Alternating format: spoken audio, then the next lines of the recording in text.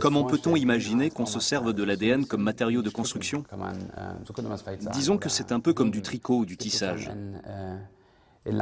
Nous avons, disons, une longue molécule qui nous sert de trame et qui va soutenir toute la structure de ce que nous voulons produire.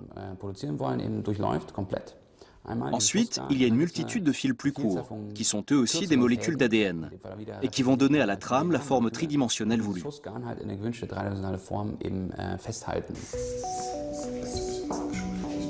L'ADN est quelque chose d'incroyable, et on l'a si bien étudié qu'aujourd'hui on peut jouer avec de façon intelligente, et constructive bien sûr.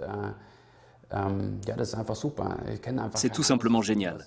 Je ne connais pas d'autres systèmes qui fonctionnent aussi bien et nous offrent une si grande marge d'action.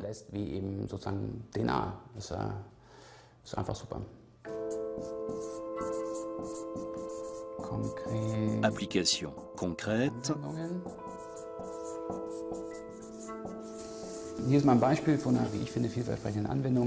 Nous avons ici un exemple d'application très prometteuse que nous avons imaginée récemment. Il s'agit d'une sorte de seringue que nous voudrions utiliser pour procéder à des injections dans les cellules mêmes. Il s'agit d'une version à l'échelle nanométrique des seringues que nous connaissons. Nous avons là le corps de la seringue et une petite canule qui doit pouvoir percer la membrane de la cellule.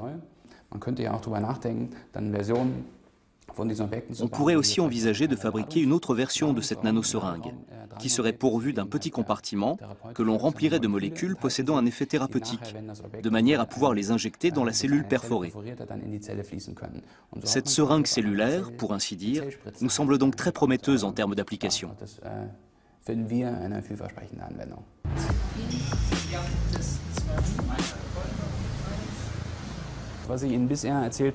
Pour le moment, tout cela est encore au stade de la théorie. Une grande partie de notre travail se déroule en effet dans les bureaux. Nous imaginons des structures et développons des séquences. Mais après, la synthèse pratique s'effectue bien sûr en laboratoire. Pour cela, nous avons principalement besoin de pipettes dans lesquelles nous mélangeons les matières de départ. Puis nous utilisons des fours pour porter ces mélanges à la température voulue.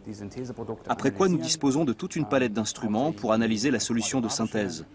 Et notamment des outils chromatographiques et des microscopes électroniques, grâce auxquels nous pouvons vérifier si les structures se sont bel et bien constituées comme nous l'espérions.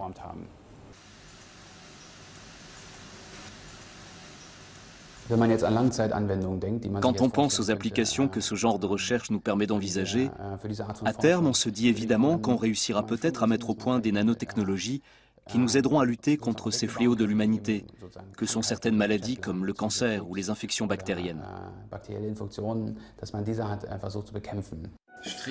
Tricoter avec l'ADN.